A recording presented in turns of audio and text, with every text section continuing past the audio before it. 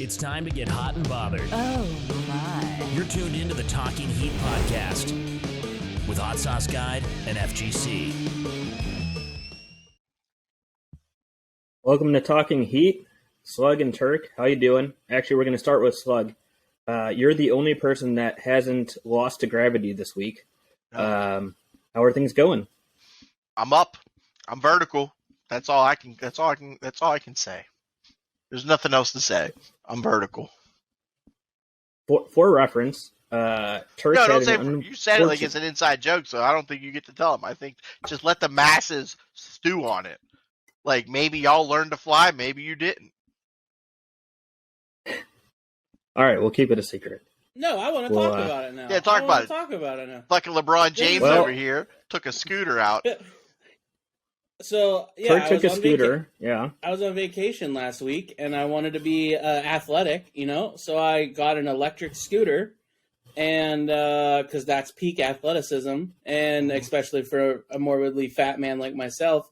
And we went we were scooting down by the water, and I don't know what happened. Some guy just came out of nowhere and just tackled me, and just fucked my whole leg up. Went to urgent care and everything. It wasn't my own shoe getting trapped and throwing me off balance, and it was some guy. He assaulted me. Wasn't the bougie ass shoes you were probably fucking wearing on it? it was probably the same guy that ate my brownie. Yeah, I think it was the same guy that ate your brownie. This cocksucker dude, he's just been following you guys. He is ruining your lives. Yeah, and then just the same day, Hot Sauce Guy took a little trip too, right? Yeah, I ate shit and fell down an entire flight of stairs. And sprayed kitty and cat food all over the walls. Yeah, that was hilarious. Carrying wet cat food for my cats, and it ended up all over the walls, all over the carpet, and all over me. So that was a good time. That's rough. My tailbone was bruised a bit. It still hurts a little bit, but we're going to Greece in a couple days, so we're just going to make the best of it. Mm-hmm. Yeah, I got to use it as not as an excuse, because it did suck the fucking walk for like 4 days. But I got out of having to go travel and walk around downtown Seattle with the fiance and her family. So that was a nice little benefit. I just got to sit on the water in the hot tub for 2 days while they did sightseeing stuff. So that was pretty sweet. That did look like a good time. That was a great view. It was a good view. I got to see some killer whales, saw some humpback whales, some gray whales, like 3 bald eagles were just chilling in the tree next to our house. So it was pretty rad. Pretty rad. Nice. All right. Well, enough about us. No one wants to hear what we have to say.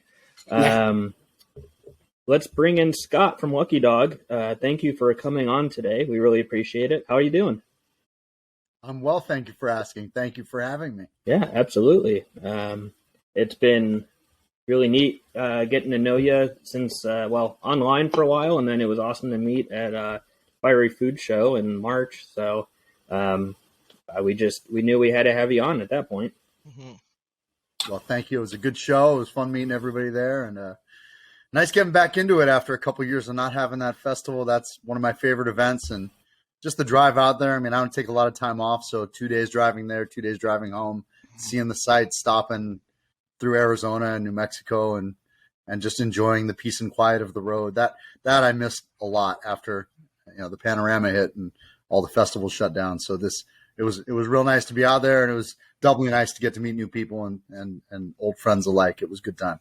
Yeah, that was our first festival, and I've kind of got the bug, so I'm hoping to go back to that one next year. And I've been looking at going to Dallas or New York later this year for another one, just to kind of see what those are like too. So I'd recommend Portland if they got a chance to get up there in August. That's a great crowd. It's one of my favorite festivals. I missed that one a lot last year too, and I was second in People's Choice there 2 years in a row. I love that festival. And it's only 2 hours from my house. Well, then in California, I won first right after that. But yeah, it's not too far from you. Kirk, I think that's pretty close to you. Mm-hmm. Yeah. It's only I about can do 2 Portland hours in from me. August. Yeah, I think it's August 13th and 14th or 14th and 15th. I think it's 13th and 14th. It's a week before. Anna does want to come out and see you. that's a fun show, man. They got wrestlers and an ugly dog, beauty pageant, food trucks. We might. You just sold them. All right, what is this? Great Let me put hot this in my calendar. You said Portland in August. What's it called? August 13th, 4th. It's a PDX Hot Sauce Expo run by Hot High River. Sauce. Yeah, it's an OMSI. It's run by High River Entertainment, Steve Seabury, and High River Hot Sauce. All you had to do was say wrestling, and that guy down there is all in.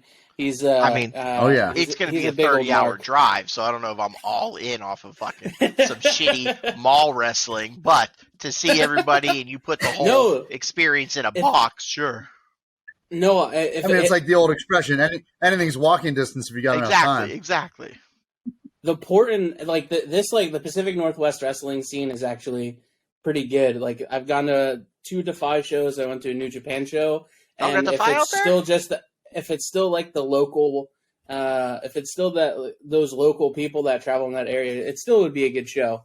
So that hot asshole sauce Ed wrestling Curry right here on the fucking front of the label. on the ad here, yeah.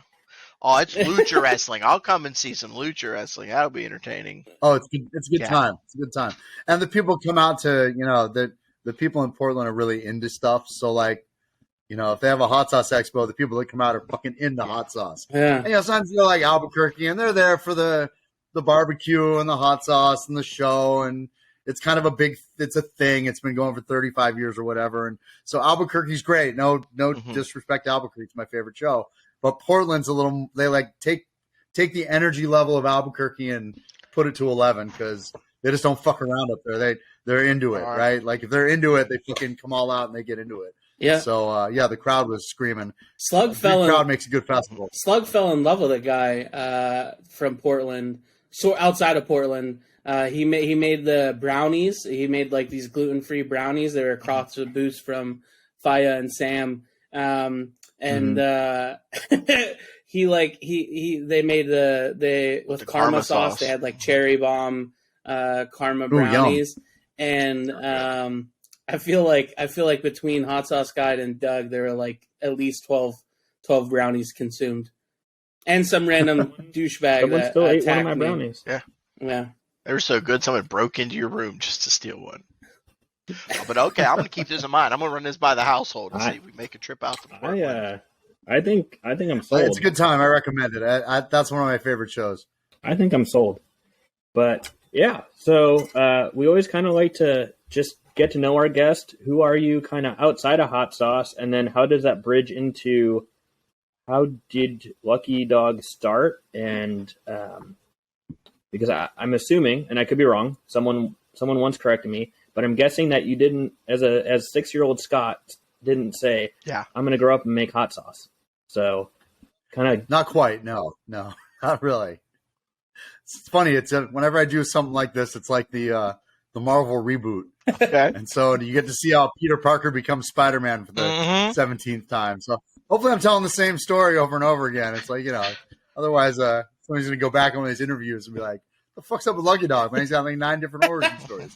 So keeps it interesting. When I was about 5, it's funny you mentioned 6 years old. You're close. 5 years old. First off, my parents are very adventurous eaters. Grew up in the Bay Area. Dad's from California, mom's from the East Coast. And so they enjoyed going around to different restaurants on the weekends. And Dad, Mom, and I, my brother, we'd always go to Thai and Vietnamese and Ethiopian and Indian and every other kind of Asian, Southeast Asian, Latin cuisine. Anything we could find, we would go try.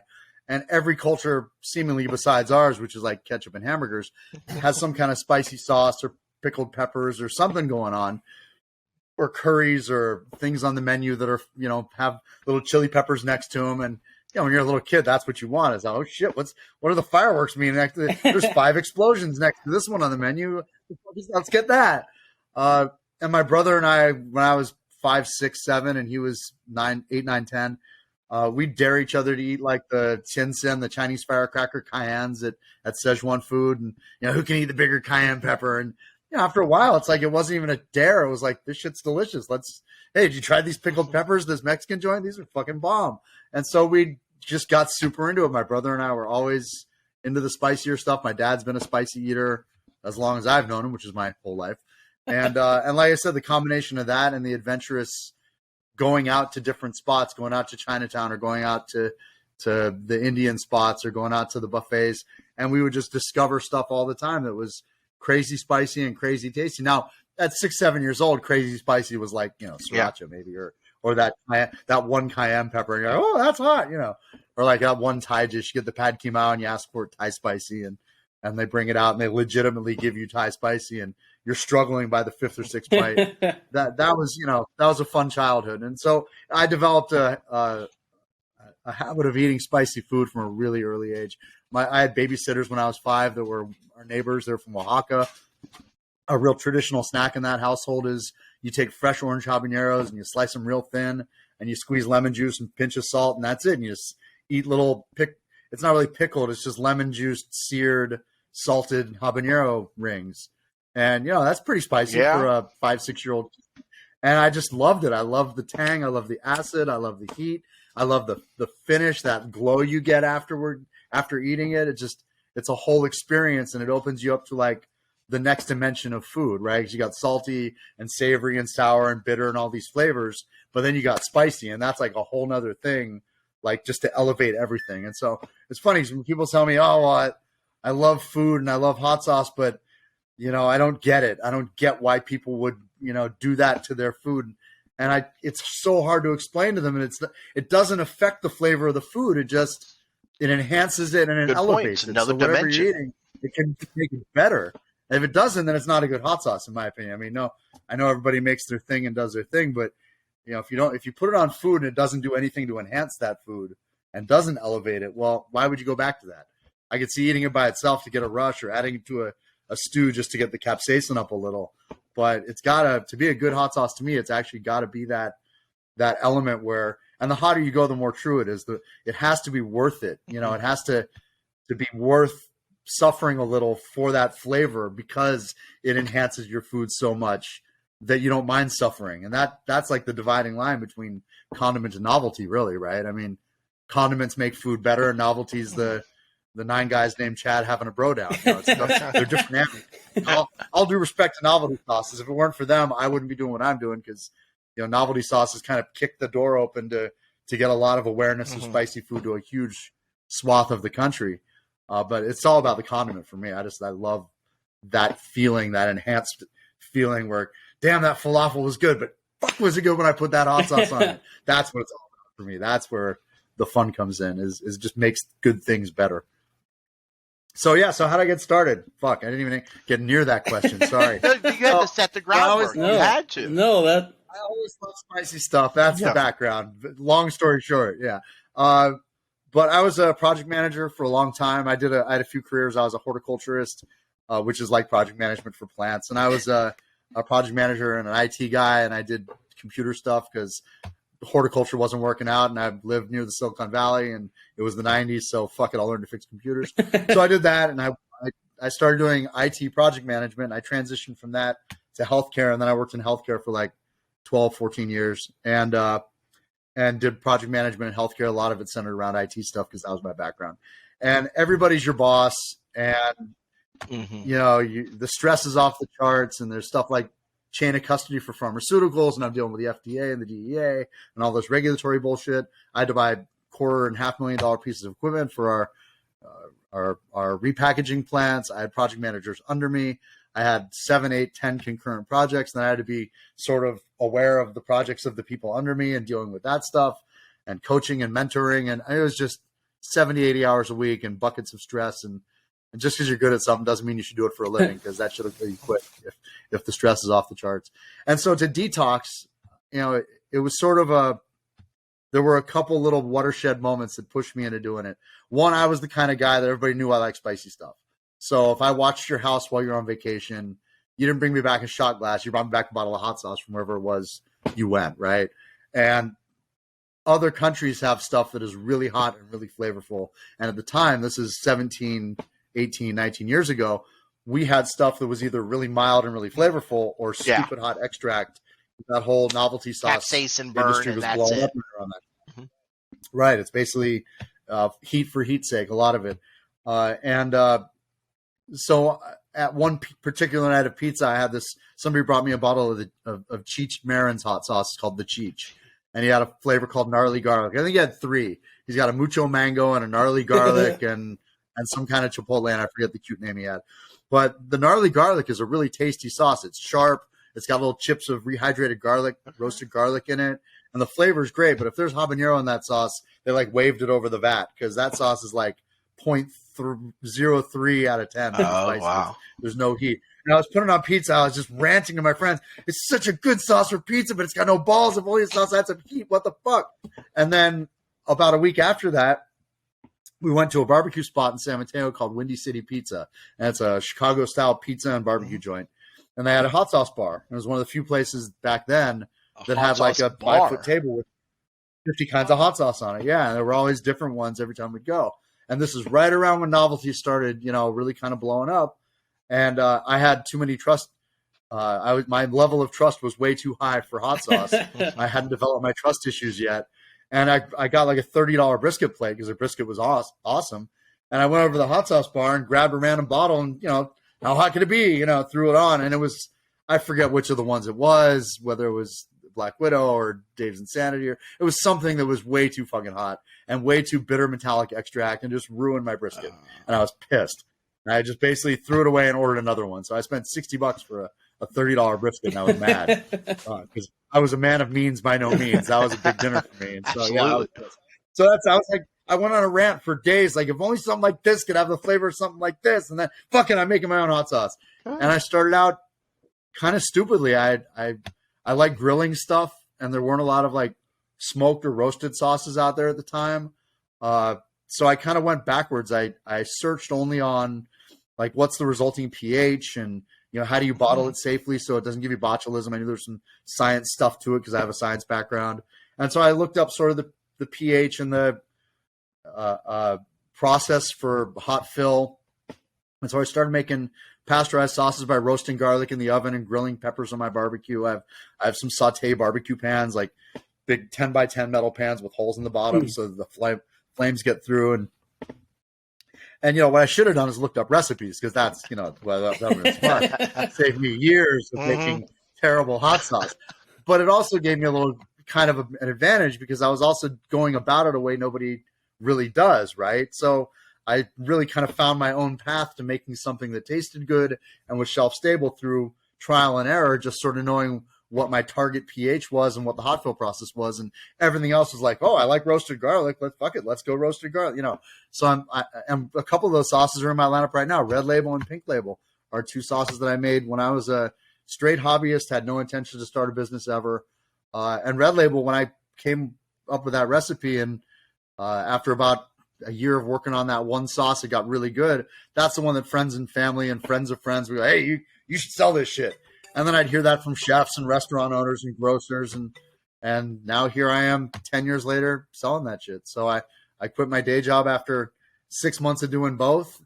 In that first 3 months of having a professional hot sauce out, I was working farmers market Saturday and Sunday and working for Kaiser Permanente 80 hours a week on Monday through Friday. And I won a first place golden chili in Texas for my green label. That sauce is still out now. A couple weeks later, I won a first overall at the New York Hot Sauce Festival in 2014, the Hot Pepper Award. And so that beat out, a couple hundred sauces in 30 different categories. And I was like, well, shit, maybe I'm onto something. So I pulled the ripcord and cashed out my 401k, and with very modest means, started up Lucky Dog Hot Sauce and kind of went in the hole for a couple of years and gradually dug myself out of that hole. And yeah, now I'm actually feeding my dog and paying rent. what was the McDonald's McDollinaire or something? Yeah, I can order 2 cheeseburgers. Yep. I need to, yeah. You might be the first guest that wanted to make that told a similar story, but you didn't make this to sell hot sauce. You were just tired of the game not having anything worth eating, and you're like, I'm just gonna make my own fucking hot sauce so I can eat something that's delicious. Exactly what it was. I mean, that's welcome to the mind of our project manager. Oh, we switched to Far West cider out of my San Rafael Farmers Market. Quite tasty. 6.3% delicious. That's a nice little cider. Nice cider. This one is very juicy because it's their highest alcohol content. And it also tastes more like apple. They do a traditional English style dry cider, and this one's a little apple juice. it's not sugary and fucking nasty like Angry Orchard or some bullshit like that. It's still an English style dry cider. It's just got a little more apple juice in it, so it kind of tastes like grown up apple juice. Nice. There we go. But yeah, I mean, that's a perfect description. I basically didn't see what I wanted on the market and just sort of lost my mind and said, fuck it. And then I got obsessed. You know, once you start working on a hobby like that, the gratification is so instant from making pasteurized sauce. Like now I do a lot of stuff with ferments. I get fermented mash and I work with that. But when you're pasteurizing, you can make it one night and the next day it's hot sauce, right? And so I was having a lot of fun just playing with different recipes and coming up with different ingredient profiles and just balancing the flavors the way that I thought, hey, maybe this would be a good spice to use or good. And I made a lot of horrible sauce. Don't get me wrong. For a couple of years, it was fucking terrible. But, you know, you got to make fail sauce before you make good sauce. So, you know, pour a lot down the drain. I was going to say, did you just trash the bad ones or did you have a way of dealing with it? Okay. Oh, no. I didn't waste the glass on the bad ones. If it's side bottle, you know, I'd bottle it. And sometimes I'd be washing out those bottles the next day and recycling them into the next batch. So it was a lot of trial and error and a lot more error at first. Now I'm pretty good at it, I have to say. I'd say so. 17 years since I started making hot sauce. Now I only make 6, 7, 10, maybe 12 bad batches before I come up with what I want. But, you know, it depends on the sauce, too. Like my 10th anniversary sauce, the order's in for it. I think I told you, HSG, in Albuquerque about it. I worked on it for 3 months. It took 28 test batches. It was a bear. I made a sauce with Drake's beer in it last year. And it's a mandarin orange red Savina habanero with Drake's 1500 dry hop pale ale, New Mexico red chili, horseradish, cooking bottle roasted garlic. It's delicious, citrusy, yummy. The pale ale was so easy to work with. It was like working with apples or bananas or whatever. They liked it a lot, and they said, hey, our most popular beer is the Organizer. And this is a double hop, 9.75% Imperial IPA with crazy hops. And it's just a punch in the face of beer when you take your first sip. Grass water, yeah. Whoa. So when they handed me 2 cases and said, see what you can do with this. And it's like going on the show Chopped and they hand you like fish heads as your secret ingredient, like, or fish eyeballs or something. Yeah, it was so hard to work with. And then I had this idea, well, you know, maybe dark fruit, dark beer. And I started working with blueberries and I wanted to get a little crazy. And I always wanted to do a Szechuan peppercorn sauce. But I don't want to do that like an Asian sauce because that's way too cliche. It's exactly what they would expect. I don't want to do that. I want to do what they don't expect. So doing it in a totally non-Asian format was an interesting idea, and I almost quit on that after 4 batches. But anyway, 26 or so batches later, and I just put the order with my commercial kitchen, and we're making it in the next 3 weeks. So cool. 10th anniversary sauce, here we come. It's all told a double hopped IPA with alderwood smoked Scotch bonnet chilies, blueberries, Szechuan peppercorn, dates, and cooking bottle roasted garlic. So you didn't change. I have high hopes. You wanted dark fruit and you wanted Szechuan peppercorn, but you said I'll fucking make it work. Yeah. Instead of going back to the drawing board, you just kept hammering it until you made it work. At about batch number 20, I almost said fuck it and scrap the beer and everything in it. I almost said I'm just going to go to see if they have another beer I can work with because this just isn't working. I got close. You know, when you taste things, you've got to learn to taste. You taste for what works and try to ignore everything that doesn't work, right? Because they're all just notes. And some notes you want to feature and some notes you want to mute and everything in between. You want layers. You want to accentuate certain flavors. You want aftertaste and a linger that has a certain flavor. And it's all got to be well-rounded. It's all got to work. The presentation note, what you're getting, how it complements food, the salt content obviously is critical. And it can be different for every sauce you make. Everything has to sort of be in balance. And sometimes you just can't find that balance, or worse, you tweak something and that fixes it, but it breaks something else. And so it's this constant battle where you're push-pull between flavors and acids and salts and aftertaste, and you're trying to make sure that everything stays sort of in balance. And sometimes you just don't find it. I've given up on recipes before, but I'm a stubborn bastard too. So that helps that I learned from project management. You want to fail up. You always want to learn from what you failed on, right? And even if I didn't keep making this sauce, I learned things trying to make it that I would have applied to future sauces. And so in this case, I was like, I'll go back to the drawing board. And I was doing sort of a 70-30 blueberry to apple because I like the way apple pectins work in a sauce. I like the texture they add, that little apple saucy thickness. I don't like using gums, so things like that are fun.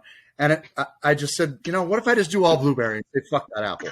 And so that's what I did. And that ended up being kind of a key to it. And then it was a matter of, at one point, a batch later, I said, you know what? I'm getting rid of the peppercorn because I want to make something that tastes great. Mm-hmm. And then I'll work on the peppercorn. And that was the best idea I had the whole time because that was fucking everything up. When you're working with too many new things at once, you're never going to get it right. You have to simplify and then go complex from there. And so that was a good lesson for me to learn on this sauce was don't throw the kitchen sink in it just as it sounds like a good idea. Start making something that's workable and then add complexity to it, gradually. And maybe you'll find a path to success. And that's what ended up happening is I chipped away a few things and put some things in and then put back things later. And it all just sort of came together at the end. And then, of course, you send it down to the commercial kitchen to do your first test batch, and it tastes like absolute ass. You're like, what the fuck happened here? Because some things don't scale right. Now you have to learn the joys of scaling the sauce. Mm-hmm. And so whenever you're working with new ingredients, there's new challenges in scaling too. So it only took 2 test batches, and I got it back to, I was like, okay, I think this is what's causing it. So and it was the Szechuan was just, it's one of those tipping point spices. Ginger's one of those where like in the sauce you're about to eat, there's ginger. And when I was working on that, I learned that if you're adding ginger to prototypes one after the other, when you get to the prototype that you go, what is that? Is that ginger? I like that. There should be more of that. Nope, stop. That's it. Because one more grain of ginger, and that's all you're going to take over the whole sauce. So those tipping, you got to back off of the tipping points and just sort of drip them back in until you get to where it leaves you sort of wanting for more. And so, yeah. Scott has literally answered 4 fucking questions I wanted to ask him in this. You're the easiest person we've ever interviewed. I thought of 4 different questions to ask you, and you just answered them before I even had a chance. So thank you. Because it's the cider. I wanted to know, like, when's the last time you threw out a batch? It was so bad. It sounds like it was this. I wanted to know, was there a aha? If we wanted to answer it off the air, like, what was the key ingredient that you figured out the difference between 20 to 21 to make it work? You answered that. You answered how quickly you made it. You answered all these tipping shit. What else do we even have to ask him? Like, well, I got a question. All right, see you guys later. Problem solving at its finest. Then. Yeah. So my fiance is an artist. She does a lot of all of our shit. So anytime you see something we post, if it's good, we're generally the person that's her. So can you you talked about the formation of the company and how you started making hot sauces. Can you talk about your brand and your design? And I know all your bottles feature a dog and Lucky Dog. And can you talk about that?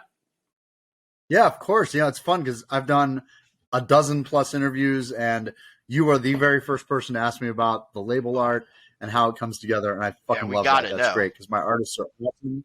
I am a full believer in loving and supporting your creatives, and I've been privileged to work with wonderful, wonderful artists, and it's all through friends and family connections where I reach out to friends and say, hey, do you know somebody who blah? Because I know somebody is an artist or something. And I tell them what I'm looking for. And I have 3 primary artists I've worked with. Number 1 is Kara Thauer. She is awesome. She's a graphic artist. She happens to be a good friend of a gal I used to when I was living in Washington and was looking for work. And I found a temp gig at Microsoft of all places. And I did temp to Prime of working there permanently for 2 years. We carpooled together. We joined a carpool. And she was the most creative, funny fucking person I knew. And she's the kind of girl we'd get in the carpool and she'd give us all finger puppets that she just knitted. And we were only allowed to talk to each other with finger puppets that ride. We started I shit you not, a haiku of the day email chain officially on the Microsoft servers called HOD. And the way Microsoft is, everybody's like always sniffing out everybody else's projects. Mm-hmm. So I'd have people come up to me in the hallway going, hey, what's that project? HOD. Can I get in on that? And we're like, I don't know. How good are you with poetry? Of the Asian. It was basically we all send each other haiku through that fucking about our carpool ride. Usually we'd stop and get donuts every day. It was fucking great. So anyway, I hit her up and I said, look, you're the most creative fucker I know. If anybody knows a graphic designer, you do. Hook her brother up. And she's like, as a matter of fact, my best friend is, and that's Kara Thauer. And that was Kara Thauer. And what a great connection. She came up with the original dog and horseshoe logo. She works on a process very similar to how I work on a sauce, where a little different because she's got me as a client, so she's focused on what I want, as opposed to me making sauce where I cut that layer out, right? There's no, I'm my own critic in that process. Yeah. But she came to me with kind of a generalized, okay, so you're going to call it Lucky Dog. We had that down. So what do you have in mind for the label? And I said, I don't know. You're the artist. What do you have in mind for the? And, we kind of worked it out. And I said, I love labs. And she sent me some very general styles of art. She sent like the graphic design for the California orange crates. That sort of blue and orange is a two-tone, kind of a classic 1950s artwork that everybody, if I showed it to you, you'd recognize it immediately. And I was like, not so much for me. Show me a few Art Deco styles and a few other things. And then we got to the concept of sort of a dog and a horseshoe as a pictogram, because Lucky Dog, right? And here, let me grab a red label so I can show you. And so she came up with this. I don't know how good that looks on camera. There we go. It's not bad. It's not bad. Yeah. It's not bad. With this kind of dog looking to one side and the starburst behind it, the striped starburst behind it. And I was like, God, that's so cool. It's so familiar looking. And then she sent me a poster, like an Obey poster. And I was like, oh, shit, that's why it's familiar. So, it's a secret. Don't let it out. I'm hoping nobody's watching this. But it's sort of based loosely on that sort of Obey poster where the totalitarian dog, the Russian soldier is looking off to the right and the background. So that was fun. And I figured, well, it's good enough for Johnny Walker where they go color-based labels. So I could do green label, red label, orange label, black label, whatever, purple, pink, all the color, the Rainbow Coalition, all there on my hot sauce bottle. So that was a fun concept, and we rolled with that. And after that, I've always been a big sports fan my whole life, and I'm also a fan of art and artists, and I love sort of alternate things, like when Spider-Man got the black uniform in Secret Wars. That was kind of a cool alt thing for the Spider-Man universe. And sports jersey, where they come out with an alternate jersey, like the special Thursday night in December jersey, and it's all fucking awesome. And you have to, like, the Warriors Chinese New Year jerseys, those are so fucking cool. The slate gray with the red city logo, and I just love the idea of, well, I can always mix it up, and I could get more creative by doing that. And it was funny because early on, people were like, oh, what are you going to do when you run out of colors? And people ask stupid shit like that. And you're like, dude, welcome to my imagination. It's boundless. There's so many things you can do when you run out of colors. One, I haven't run out of colors. Two, I haven't done any kind of Irish fucking plaid. So there's always that in a pinch. But, I then came down the road of making a traditional Latin verde and talked to a friend of a friend whose art I already loved. She's a painter out of New Orleans, currently in Kansas City. Her name's Robin Case. She did the label that's on You're the Dog in front of you, but her first label wasn't supposed to be a label. It was Via del Perro. I can grab that. Luckily, I have my mini warehouse packing center right behind me. And so this started out as a painting.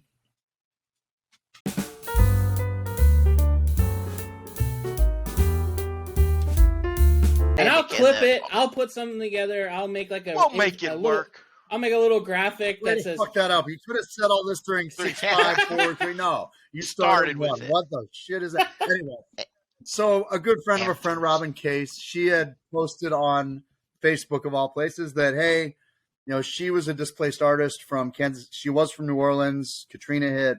Things got rough in New Orleans for a long time. She ended up back in Kansas City, Missouri, and as much as they are supportive of the arts in Kansas City, Missouri, it's not like being an artist in New Orleans where you can do paint buildings and work on floats and masks and do things, because there's a lot of industry that surrounds Mardi Gras and surrounds the jazz festivals, and there's sort of year-round work for fine arts artists there, where maybe not so much in the snow and winter of Kansas City, Missouri. And so she posted up on Facebook. She was taking commissions, looking to help pay rent, fix her car, things like that. And I would loved her work since we became connected through a friend. And I hit her up and said, hey, I love Dia de los Muertos artwork. I would love a Dia de los Muertos version of my label. I think that'd be super cool looking. And she said, well, what are your requirements? And I said, I like sunflowers, go. And so she took the commission and she came up with this, which is acrylic on wood. I think it's 12 by 14 or 12 by 16. And it just blew my mind. Like, I thought that was the coolest shit I've ever seen. Fire. And I liked it so much that I tattooed it on my arm. Wow. Right. Oh, wow. There. Yeah, that's cool. Well, you can see that. Yeah. To balance out, I already have my logo on this arm. And the best part is I had to write both of those off of my taxes, which is fun. You're right, advertising. But fucking genius. Yeah. And then I got audited a year later, and they're like, hey, what's this about tattoos? I'm like, here's the receipt, motherfucker. And they let it go. So anyway, so I went to the New York Hot Sauce Expo in 2014, was my first year there. And I was telling some other sauce makers during setup, because they saw the tattoo. It was pretty fresh. The ink was very vibrant. And I said, yeah, I'm kind of thinking about making that my next label. Like, that'd be super cool. And I had green and black and orange and red at the time, I think, and pink and purple. And like, I don't know, your branding's really consistent. I think that'd be a big mistake, kind of thing. I was like, no, I think it'd be kind of cool. And took it to a fine arts photographer, and then my graphic artist did color correction on the giant file and added the banner to it and the branding at top. And I think it came out awfully cool. And a few months later, it won grand prize, first place for label art and grand prize for marketing at the 2016 Scovie Awards in New Mexico at the Fire Food and Barbecue, and won me my first Brisket custom barbecue. So it was all totally worth doing, like 100% worth doing. Nobody can see your vision until it's like there, right? So you execute that shit. Because I can tell you all day about how I want to knit, monogram sweaters for ferrets. And you might go, yeah, that's a stupid idea. But then if I fucking sell 1 million monogram sweaters for ferrets, I'm a genius. That's how that works. Don't steal that idea. I was going to say, is that they're small, man. They can't regulate their heat. They need the sweaters. They need the sweaters. See, man knows what's up. So then I got the opportunity to work with Robin on Year of the Dog, the sauce you guys are going to be tasting tonight. And that one was a little more iterative of a process. I had already created the sauce. With this one, I had the label, and I was like, oh, shit, now I got to make sauce. So this one, I already created the sauce. I felt like it was going to be special. I told friends this sauce is special. I don't know. It's the best thing I've ever made. I think my exact quote was, this sauce is going to win awards. And that's the one that won grand prize for tasting at the 2018 Scovie Awards. So 2 years later, I won the tasting division. And I got my second Brisket, which was obnoxious but fun. Now I'm a man of two Briskets, which is I never thought would happen. But I talked to her on the phone and said, hey, this is my idea. I'd love like kind of if we could make the dog and the horseshoe a gong on a Thai temple, and maybe get all the botanicals in the picture. And she's like, oh yeah. And we went back and forth for 2 hours talking about how she could do, the ginger flower, the mustard flower, Thai chilies are a plant, pineapple's a plant, get a bee in there for the honey. What else is on there? I think that's most of it. But most of the ingredients of the sauce are Easter egged on the label, which was super fun. And then she painted that, and I guess now I have to get that one for you. Hold on. Jesus. You're just getting your steps in for the day. All marketing. That one's a little more remarkable in terms of paintings because it's like 14 by 20 something, and it's more than the label on my bottle. Oh no! So what's within that black square is kind of most of the label. I'm not showing you any more fucking artwork. So that's it. We're done. We're done with artwork. No more artwork. Yeah, no, we're done. We are done. What the fuck is going on with that? Every time I show you a piece of art, it kicks me off my internet. I've never seen anything like that before. I've never had a single one around. I have fucking fiber here. This is ridiculous. Anyway, are we back on? I didn't turn it off. I'm just going to leave it on because cold entryway there is perfect. That's right. Perfect. Excellent. So anyway, I took it to the same fine arts photographer who gets all the fancy lighting, and they take a picture that's so big if you projected it onto the side of a building, it would lose any resolution. It's like 7,000 meg picture. It's ridiculous. And so all the color correcting on that had to be done to get that into a label file. And then, of course, the branding, the lucky dog and food's best friend, and the description of the sauce and things like that. But that was really fun because I had to work with Robin Case again on that label. And then Hellhound came along. I did a couple other just sort of standard labels that I worked on with Kara, where she just had to change the background or do, she did El Perro Afortunado. That was all Kara. She did the Mexican taqueria style mural art on that one. on the picante sauce, and she knocked that out of the park. But then Hellhound came along, and Kara did really cool embellishments on the dog, where put the horns on the dog and little red flame eyes and a little pentagram collar on a spiked collar. And so I had this really cool logo, but I didn't have a background. And so I hit up an old friend of mine from high school named Derek Robertson and said, hey, I know you're probably stupid busy and I probably can't afford you, but what would you charge me for a label? And Derek, if you don't know, his big graphic novels were Transmetropolitan and The Boys. And The Boys is like the #1 show on Amazon ever now. And he is an executive producer on The Boys. He also did Happy. He was the artist on the graphic novel Happy, which was a big FX show. Okay. The first season was great, and then they fired all the creatives, and it went lame. So that's why I got executive producer on The Boys. I said, I probably can't afford you, and you're probably too busy, but if you had time, what would you charge me? He said, well, I'm out of hot sauce. And so I traded him for the Hellhound background with all the devils and stuff on that. It's actually on the back of my shirt. We'll see if this kills the internet or not. That's cool. I know. I broke my vow. I showed you the curses. And we're still here. We're still here. Mm-hmm. Yes. We're still here. Maybe the third time was the charm. Yeah. Now I can show you my entire art gallery. Hold on. That's it. I've exhausted my art gallery already. That's it. But yeah, so in terms of I've always felt like it should be as high a quality on the outside of the bottle as on the inside of the bottle. And that's the face of my product and representing my brand. Mm-hmm. And if the first thing you see is some janky logo that I didn't fucking Photoshop myself with my meager fucked up skills, then I wouldn't sell a single bottle because the marketing matters. You've got to have a nice label. You got, and especially in hot sauce where labels are so like prominent, like that's a big thing in the hot sauce world and always has been. And I've always been one of those guys where I was never going to do an ass in the tub or a fucking shit purple fire hot sauce. I've always been more food oriented and more. The Black Lab logo is very family friendly, so it's nice to have a presentation that appeals to everybody. At first, my first couple of years were awkward because people didn't get it. They come to my booth at the farmer's market.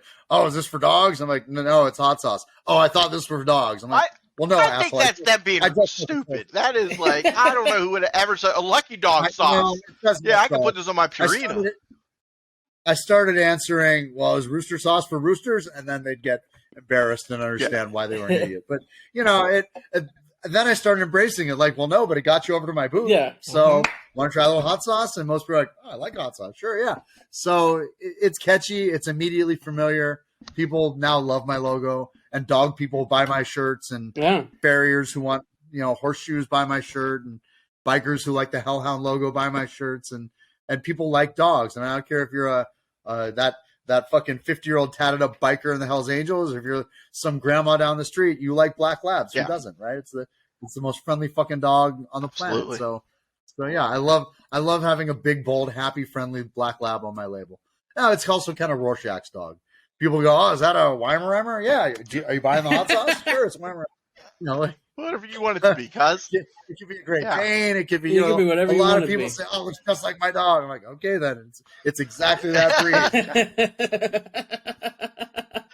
I will say, kind of a posterized dog, Your labels do stick out a lot. The colors, the artwork, it really pops. When I was visiting Turk in Seattle last October, we went to, I don't know, you said you lived in Seattle, you said, right? I did for 3 years. I don't know if it was around or of Double D's Market, but I've been in there for 8 years. Yeah, I've had 5, 6, 7 of my sauces in there for a long time. Yep. So not when I lived there.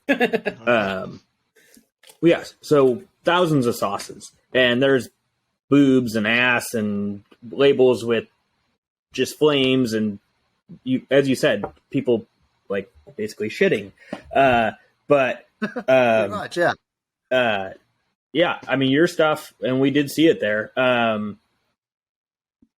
Sticks out on any shelf, so it's really cool. I love hearing that. Thank you.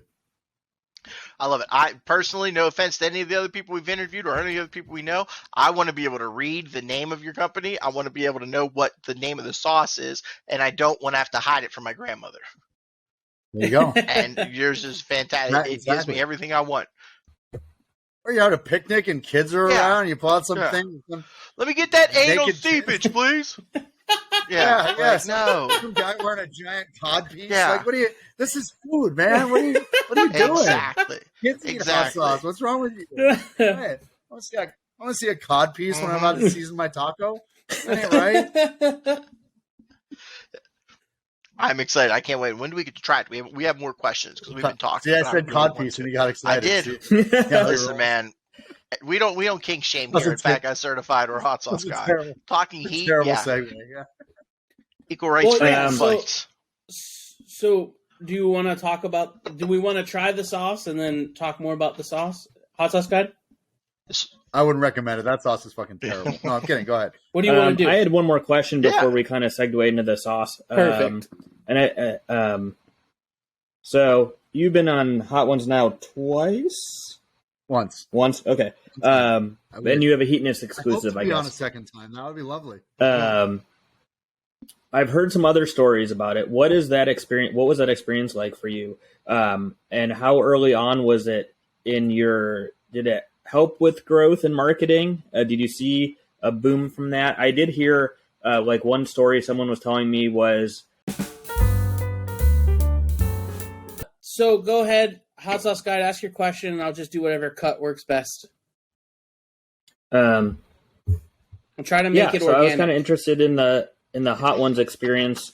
Where how early on was that for you? Did it significantly help with company growth? And then what was the experience like? I've heard one company say, oh yeah, they told me they wanted like 10,000 bottles in 3 weeks. And it was just like, how am I going to do that? What was that experience like for you?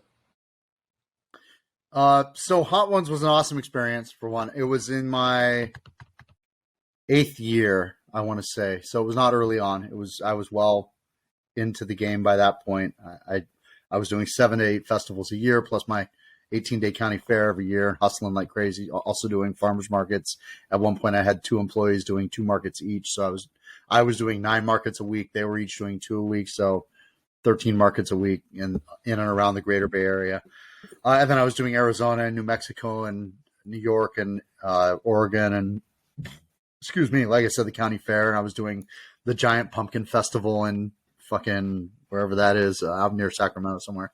And at San Francisco, I was doing the Wharf Fest with all the chowder competitions. And I was doing the Union Street Festival and the Columbus Street Festival and the Fillmore Street Jazz Festival. And every festival you can shake a stick at, I was doing it just to get out there. And honestly, I quit my day job, so I was paying rent. 90% of my income was from retail events like festivals and farmers markets. So I was out there hustling as much as I humanly could to pay the bills and to get the name out there. And so 8 years in, I'd been working with Noah at Hedonist for 8 years, basically. His first year in business was my second year in business, and he'd hit me up for samples.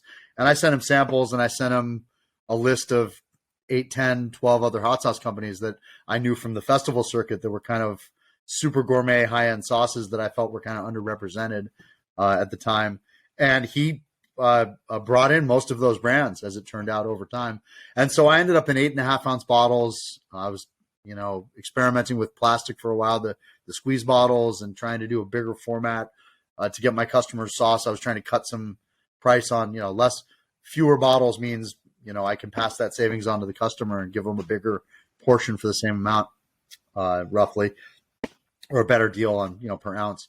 And anyway, so I got back into 5-ounce when the prior administration felt that trade wars were both good and easy to win, and that proved out to be fucking stupid. So a 40% tariff got through. Without getting too fucking political, that cunt. Can I say cunt on this? By the way, I'm not sure. Anyway, you can say whatever the fuck you want. Basically, they came straight down my alley to people say stay in your lane, buddy. Yeah, well, my lane was that I was going to have to pay 40% more for my 8.5-ounce glass. because the tariff got threatened. And so I switched back to 5-ounce format. And Year of the Dog had just won grand prize for tasting at Albuquerque. And I got to talking with Noah at Hedonist. I forget what the occasion was. I think I had reached out to him and said, hey, still love to get on Hot Ones. I'm sure I've been hitting them up for 5 fucking years. I'm watching the show since season 2, and then I found out they were involved with it a couple seasons later. And then I was basically a pest for, years. Because of course you're going to be. I didn't bug him too much, but once in a while, drop him a line and say, "Hey, love to get on Hot Ones." There's only 10 a year, and there's 50,000 brands. I didn't think I had a realistic chance of ever getting on that show, and he hit me up, and I guess he said, "Hey, I saw you're back in 5-ounce bottles, and let's do this. You got time for a phone call?" I was like, "Hell yeah, I do." So we got to talking, and he gave me the quantity that he would need and the amount of time he would need it at a certain point. I did a similar kind of. Really? That's a lot. I think it was 5. It was 5 weeks, and they needed 16,000 bottles of sauce, and that's a lot of sauce to bust out in 5 weeks. So I hit my kitchen up, and I talked to the kitchen owner, and I hit my logistics guy up and talked about shipping options. And they want shipped price, so you got to figure out you can ship it over. If velocity is easy, it just takes money. It's funny because it takes me back to the project management days where you got that triangle, and on one side you've got cost, and on one side you have time, and on one side you have quality, and you get to pick 2. Can't get all 3. You can never have all 3. If it's going to be fast, it's going to cost a lot. If it's going to be, you can have slow and high quality, and do it for cheaper. If you want it fast and high quality, it's going to be really expensive. So that triangle, that everything you do in life takes you to a certain point. And you look back and go, oh, shit, I've been down this road before, And so I figured out all the logistics, and I talked to my kitchen and figured out that it would work. And I hit him back and said, yeah, no problem. It'll work. And then there was one snag that almost derailed the whole thing. I had a very different Hot Ones experience. So I had not put Year of the Dog back in 5-ounce to that point. That was the last one I had on pallets in my warehouse, because I always make a little extra of that one because it's my flagship. And so I've got a pallet full of 8.5-ounce glass. And he says, all right, so we're going to need it in 5 weeks. And then so the last thing is we're going to need 8 bottles sent to this address for preliminary shooting and for the intro episode where Sean introduces the season 9 lineup. And we need that there in 5 days. I'm like, no problem. I'll pack up, 8.5-ounce bottles. He's like, no. They got to be 5-ounce bottles. And I was like, well, why? He says, well, because that's what people are going to buy when they buy the subscription. And you can't show them an 8.5-ounce bottle and then send them a 5-ounce bottle. That's fucking chaos. I was like, oh, fuck. So I said, give me a day. Let me figure this out. And that was on a Monday. And on Tuesday, I'm scrambling. I call my label company. I said, hey, what would it cost to run a dozen 5-ounce labels? And I go, it's going to cost, $5 a label. And I was like, all right, I can do that. That's fine. She said, well, wait a minute. Let me go check your file. We always keep retention samples. Hold on a sec. She went to her file. She came back with a sheet of 10 labels, 5-ounce, from when I was making it a 5-ounce before. I call around to glass companies in the Bay Area, say, I'm a local hot sauce company. I'm thinking of switching to you guys.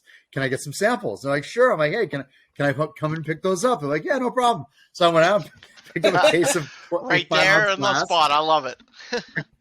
And 12 screw caps. I go on Amazon, got overnight shipping on shrink wrap.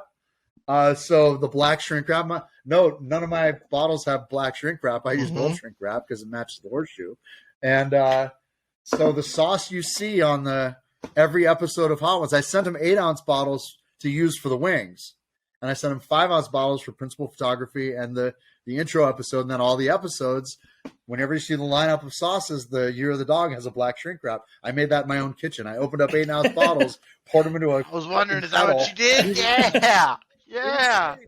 It was safe to eat, but I couldn't sell it. It's illegal as fuck. Because it was made in my home kitchen. So yeah, all the shots you see with my sauce in the show, I hand labeled those bottles and FedEx overnighted them for that was a scramble from hell. That if I didn't get them there, I wasn't on the show. They would have gone to somebody else. It was that dicey. You got that just so, nothing comes easy in life, as they say. No. Yeah. So, but yeah, and it did, to the second part of your question. I know. Sorry for the anecdote. No. I'm a master of talking in a circle and eventually getting back to the point. It definitely helped. It's not the windfall people assume it's going to be. It's not you get flooded with 1,000 orders a day. It's nothing like that. Every episode, it helps if somebody shouts you out, right? Like the guests don't always shout out the sauce. Sometimes they don't say a word about any of the sauces. You never know about the guests. Stone Cold Steve Austin was our finale. And what I understand is they edit the episodes to meet the time limit, right? Well, if you're editing, you're not going to edit his answer and his stories and the huge jokes and whatever else. You're going to edit his commentary on the hot sauce because that's secondary to the interview. And it's part of what I respect about Hot Ones the most. It's not a 30-minute infomercial for hot sauce. It's all about the interviews with the guests, and Sean asks super thoughtful questions, and the guests love answering them. And so it's a fun vibe to meet your celebrities in that light, because Sean's a great interviewer, and it's because it's not just talking about the hot sauce all night. They're experiencing the hot sauce, and the questions are the heart and the meat of that show. And so you get some guests that are really thoughtful, like Trevor Noah commented almost every sauce. I had a guest who was vegan, Kristen Bell, one of my favorites, one of the best guests of the season. I'm a huge fan of the Good Place. I'm a huge Kristen Bell fan. And the format goes, they show the sauce and the Scovilles, then they show them eat the wing, and then they go to the question. Well, with Kristen Bell, they got to my sauce. I'm all geeked up because I'm watching that every week. It was like pins and needles. What are these celebrities going to say about my hot sauce? And it's the same as watching you guys eat my hot sauce, but 10 million people are watching. So it's not the same. Not at all. We are not Kristen Bell or Stone Cold. We're not even their stylist. Put the lights down. You guys Alexa, lights off. It's all about so they show the sauce and they go right to the question. And I'm like, what the fuck was that?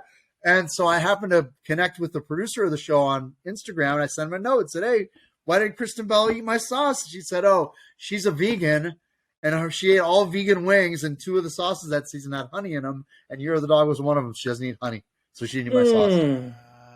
So I was so she's a super duper vegan. But then you get a guest like Aubrey Plaza, who hallucinated and snorted milk and didn't talk about any of the sauces. She was just out of her fucking mind, that's why I love Aubrey Plaza. So, whatever. I'm still a fan of the show. Even when my sauce was on it, I enjoyed the Kristen Bell episode every bit as much as if she said something about my sauce.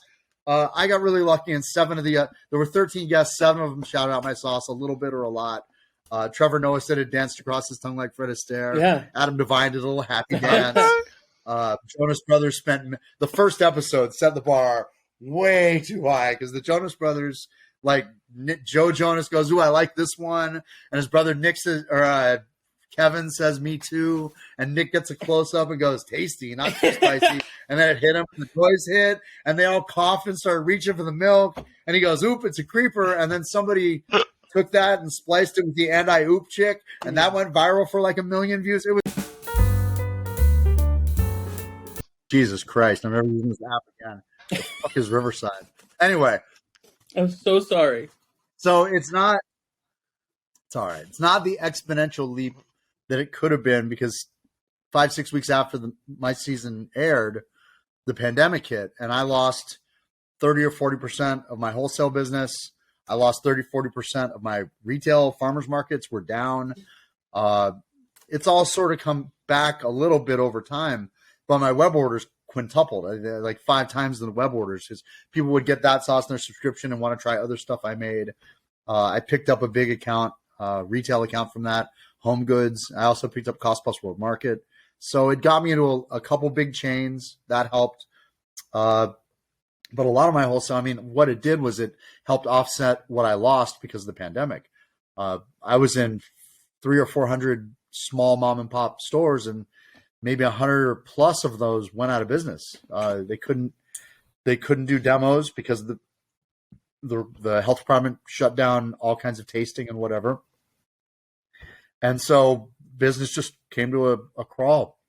I was very fortunate in that I do a lot of local sourcing. So, being in California and having ample access to produce is not a bad thing when supply chains get all jacked sideways. So it really helped, my emphasis that I work in farmers markets, and I feel like I should be supporting my neighbors by buying, California produce. It came around in a karmic way that a lot of supply chain issues interrupted international shipping. So people buying spices from India or spices from China or getting peppers from Mexico, you save a lot of money that way. But that was the best. Anyway, so where were we? Hot Ones. So the pandemic definitely put things into a chokehold for about 16 months. And what Hot Ones did that was amazing was spread awareness of my product and help my web sales increase, so that the offset really helped. And then a lot of people, sort of the last bastion of holdouts on internet shopping, the pandemic sort of forced them like, hey, go try internet shopping because, there's a pandemic coming. Yeah. And they started buying. There's no coming back from that. Once people figure out how convenient it is and that it's safe and they bring your shit, you didn't lose your credit card number to any, whatever, now they're in. Now they're buying stuff online all the time. And it was probably like 30% of the country just refused to shop online. They liked that store experience. And then they shop without the store, like, oh, fuck that store. Yeah. After that, now they're all in. And so they ended up, I did at Christmas that year. It was the biggest Christmas sales I'd ever done on my site. Did a sale on 4-pack gift boxes, and it was just monstrous. So, it didn't completely replace what I lost in wholesale and local retail, but it came down close. So if it weren't for Hot Ones, I can honestly say I probably wouldn't still be in business. Plus, just being at the market when you can't do sampling, I can tell you about my sauces, but you might not even stop at a hot sauce booth because there's no sampling. So putting out a sign that says, as seen on Hot Ones, there's a percentage of the population that, 10 million people subscribe to that show or more, 12 now, I think. At the time, it was around 9 or 10. And so millions and millions of people know what Hot Ones is. And even non-subscribers watch clips because they're fans of that celebrity. Exactly. And so, if they're going to go Google Adam Devine, they're going to see Adam Devine talking about my hot sauce because Hot Ones is so popular that those float to the top of the search results. So if you Google Jonas Brothers, their episode had like 16 million views. It was nuts because they have a 40 million fan base. So that's going to float to the top of your Google results, and people that were only peripherally familiar or even not familiar at all with the show are going to discover it through that. Another part that's genius of the show is they get compelling guests that people, care about their interviews.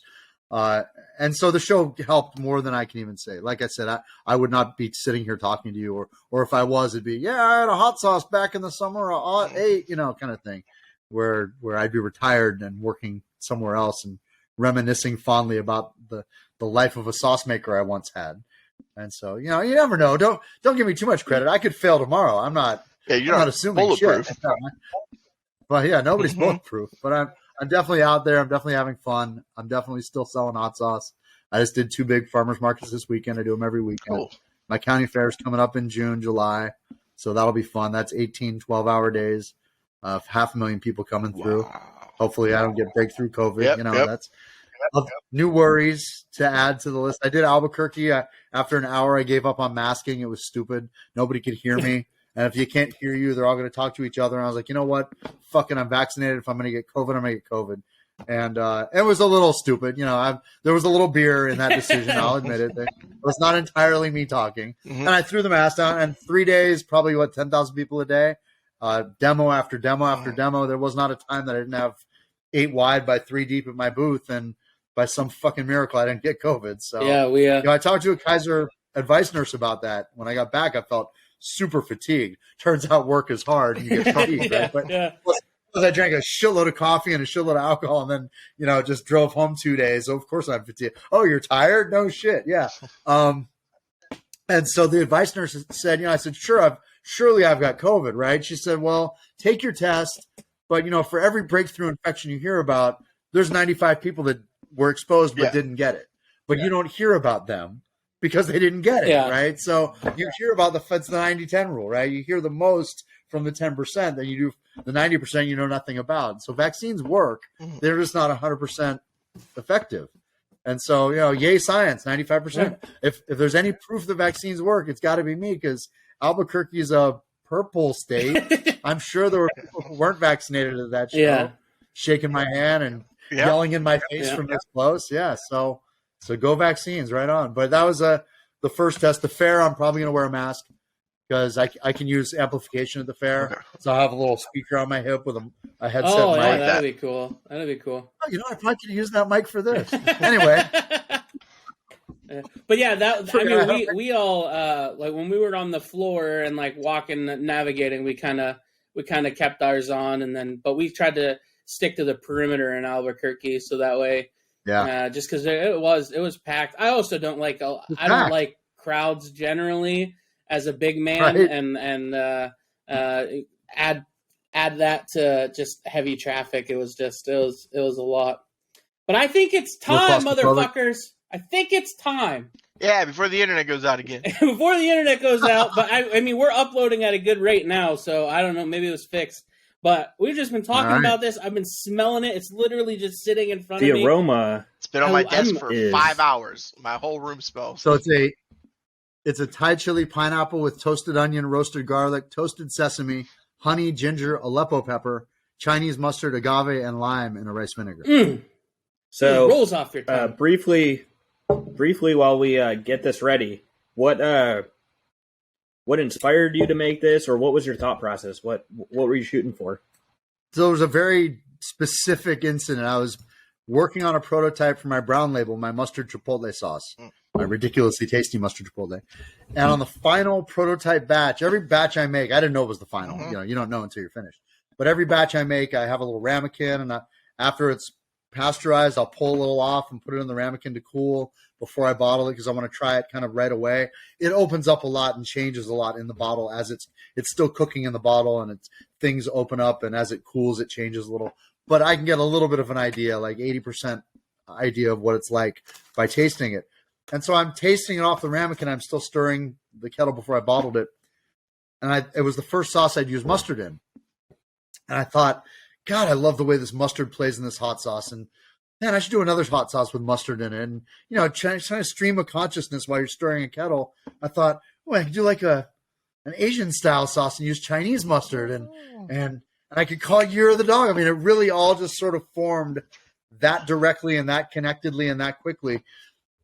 And I got to picturing, I was as far as picturing the label by the time I was done bottling the sauce. So I was working on brown label, and Year of the Dog was becoming a twinkle in my eye during that batch. And so that's what inspired that hot sauce. And at first I thought, I'll make it kind of cliche, Asian ingredients. I'll do like a plum with mandarin, because those are super kind of Chinese ingredients, and Chinese horoscope theme of Year of the Dog, and blah, blah, blah. And so once I finished up with brown label and I had a little time, I started prototyping Year of the Dog. And it turns out when you cook plums, you make prune juice, basically. That's what it tastes like.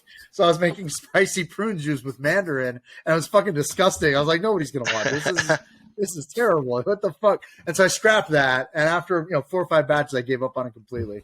And I thought, all right, so fuck it. I'm going to go Thai chili pineapples. That's what I always want to do for an Asian sauce. And then I was like, well, fuck, now what am I going to call it? Because I had this great name and now I have a name.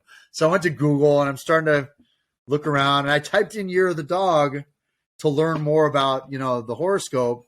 And as it turns out, one of the first links that came up was talking about Chinese and Southeast Asian horoscope. And I'm like, wait, and so I Googled a little further on that, Southeast Asian horoscope. And it turns out the Thais use the same Chinese calendar and the same Chinese horoscope.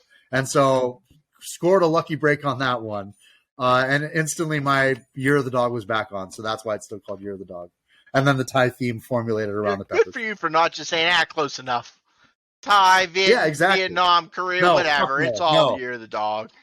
No, I that hit me really early on the Dia del Perro label, that you want to, I wanted to make sure that I was honoring the Dia de los Muertos tradition and not being offensive or stepping on. This is a religious thing. Dia de los Muertos is a Mexican Catholic thing. So I don't want to be offensive to an entire culture just to have a cool label. Yeah. And as it turned out, I asked all my Mexican friends, and they're like, no, fuck no, that's great. We'd buy that shirt. We love that label. To this day, my biggest customers for that sauce are Latin Americans. So same thing with the Asian chili sauce. I want to be it's cultural appreciation as opposed to cultural appropriation. Yes. I'm a white guy making an Asian chili sauce. I want to appreciate it and respect the culture that it came from. Fuck yeah. Love it. And it's designed with a purpose. I mean, the notes perfectly work with Thai food, Vietnamese food. You have a pad ki mao or a Thai shrimp dish. That Thai chili pineapple is going to open up with ginger and sesame, and the pineapple is going to work. The idea behind the sauce was to make something that was a sriracha without being half a bottle of salt and sugar, because all of the srirachas I find are super sugar and salt laden. And I'm 52 now. Back then I was like 40 something. Ain't nobody got time for diabetes and hypertension. No. So, All right, I'm excited. do the countdown. Right. The smell is just amazing. All right. You guys ready? Yeah. Oh yeah. 3, 2, 1. Cheers. We lost him. oh, Fuck. for fuck's sakes, really? How someone had to review the reaction? Our reactions are authentic. That's fucking fantastic. Ooh, That's delicious. that is good. He's gonna be so mad when he gets on. I'm just gonna lock up a second spoonful. That is absolutely fucking delicious. That'd be so good. I do want to try this like a rice Man, dish. everything just pairs so well together with it. Oh my god! Yeah. Oh my. Like a stir fry, crispy chicken wings. I would do this on crispy chicken, I guess. If it was crispy, yeah. I have crispy chicken right here. So Ooh. It's got a little kick at the back end. But yeah, the sesame and the mustard. My internet is getting progressively worse as we go. I'm still it's probably playing. because. Yeah. Like, I feel like this is a familiar tasting sauce, and I don't know what I'm tasting. Like, something about this is just like, this is good, and you want to put it on something, and I can't put my finger on it. Want to put it on everything. I put that shit on a Honey cracker, shot, though. it did, didn't it? Man. Remember the story you told us about having to redo a reaction? Yeah. As soon as we put it in our mouths, Doug goes, "Fuck, we lost him," and I was just like, "Fuck." You lost me. It's all right. You got to put it in your mouth. No, it is good. Wait, I can It's say there's fucking- something it's about this sauce fantastic. that I feel like my body wants it on something. I don't know what it is. Like, it tastes so familiar. That's lube. What? Yeah. I literally, want. I have chicken in front of me, and I'm just smothering it. I'm just eating it. Yes.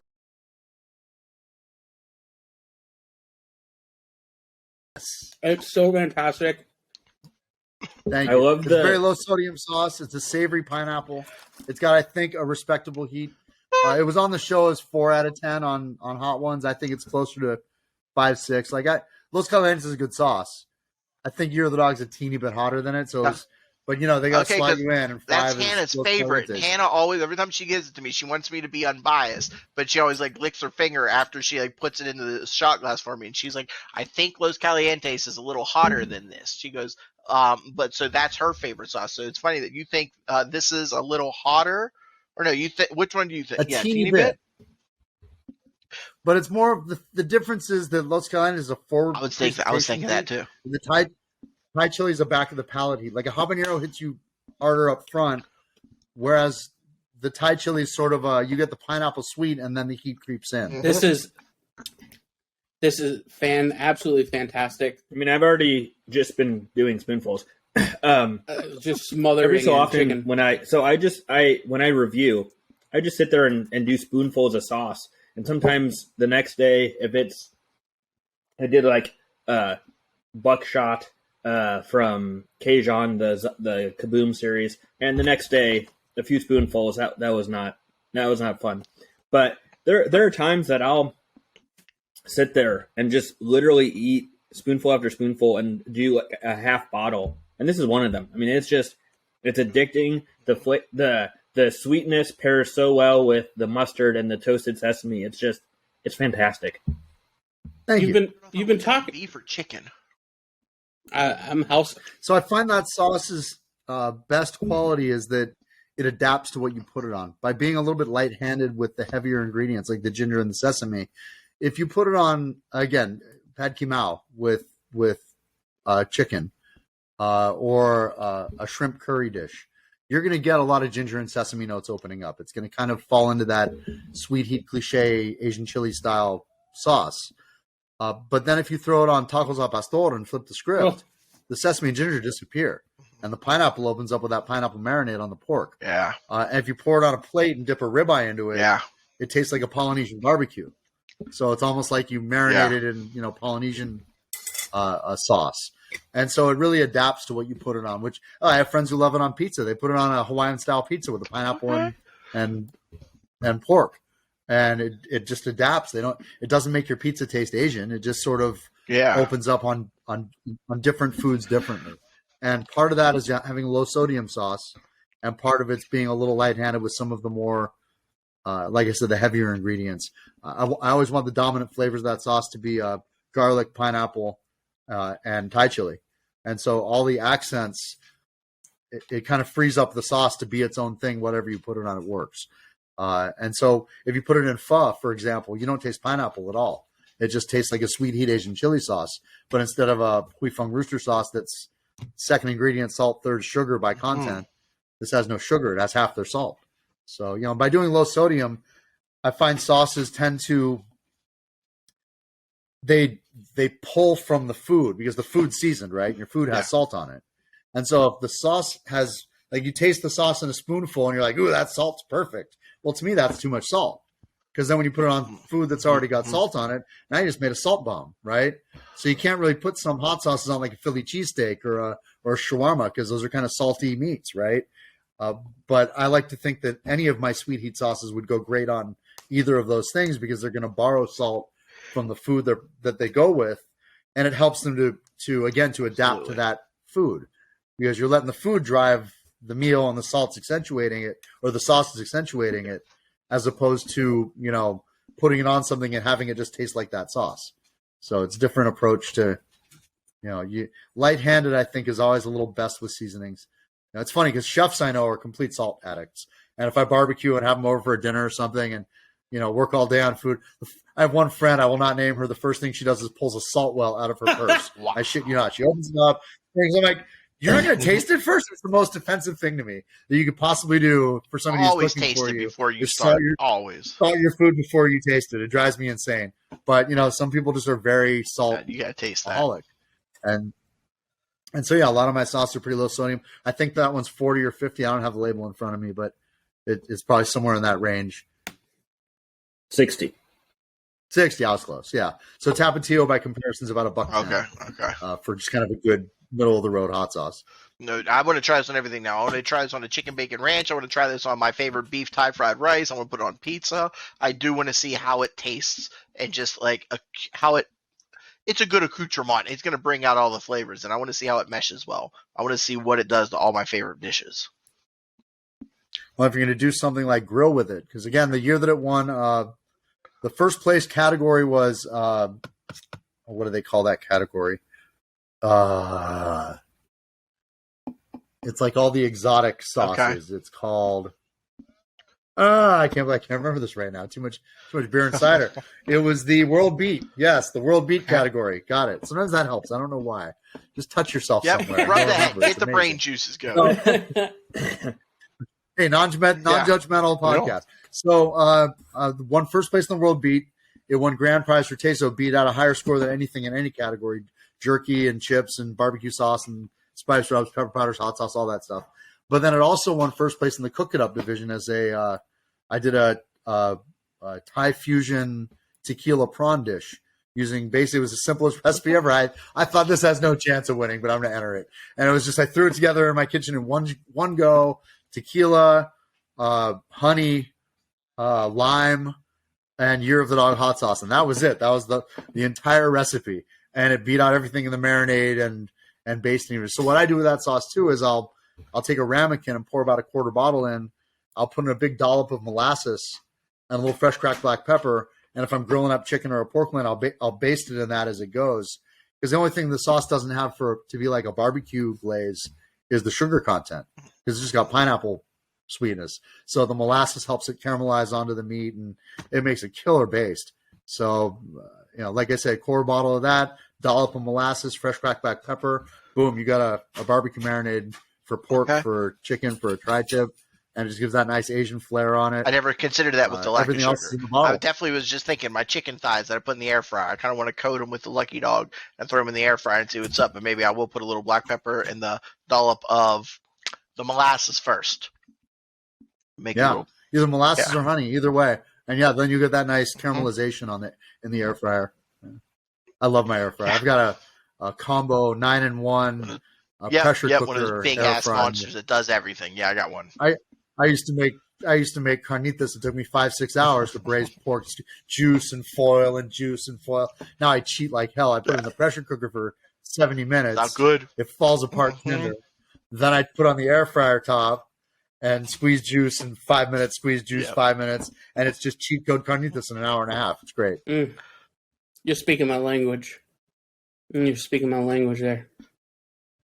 I mean, it's all about the food, right? I mean, the food is the star. That's what I wanted to say. I make condiments for a living. That's what I wanted to say, is that you've brought up several times now that it's not necessarily about the heat as much as it is about the flavor and the condiment. And I 1000% see that in the sauce and to taste it. And it's like, there's just so many different layers to it. And it's absolutely perfect. And you hit the home run on your goal, in my opinion. I'm no expert by any means, but definitely hit a home run, in my opinion. And of course, right in the middle of your wonderful compliment, which I appreciate, my dogs start playing grab ass in the living room. So I don't know if you've heard all that growling. I'm sorry. It's okay. It's okay. You can't interview Lucky Dog Hot Sauce and not expect to hear dog playing grab ass. That's what it is. Mine's curled up in a ball. No, I appreciate that. And it's, the thing that bugs me is that while we are maturing very much as an industry, sometimes it's still 9 guys named Chad having a bro down. And they'll come to my booth and be like, what's the hottest thing you got? I'm like, well, that one, but you want to try some stuff first? And, it's, to me, I'm not that guy. Like, you're going to try Hellhound one day and you're like, yeah, it's a 7 out of 10. It's not, it's a natural sauce with Reapers. It's hot.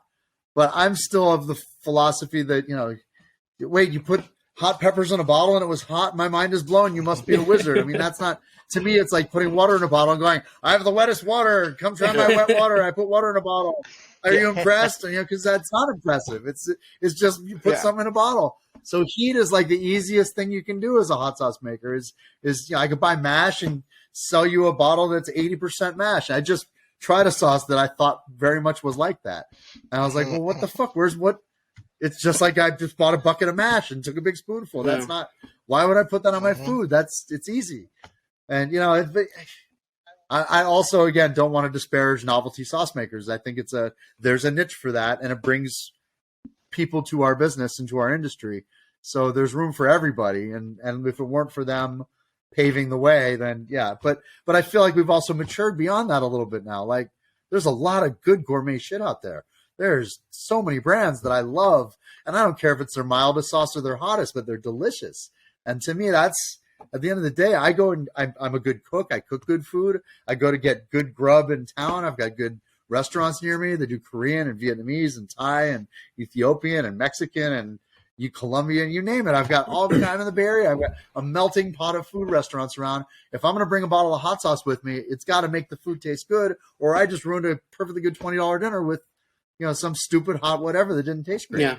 So it's back to that. It's got to be worth it. That's the dividing line. If the heat it adds comes with a compliment to the flavor of what you're eating, fuck yeah, pour it on.